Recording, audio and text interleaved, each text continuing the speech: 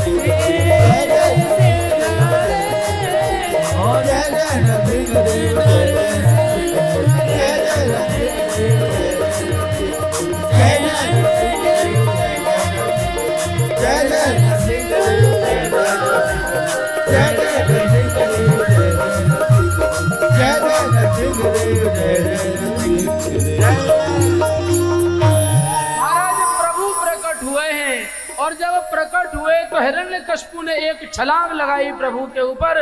हमारे प्रभु ने हिरण्यकशिपु को अपनी गोद में बैठाया है और महाराज दरवाजे पर हमारे प्रभु बैठे और बोले, सुन हिरण्यकशिपु, तूने ब्रह्मा जी से वर मांगा कि घर के अंदर मरूं न बाहर मरूं, तो तू दरवाजे पर लेटा है।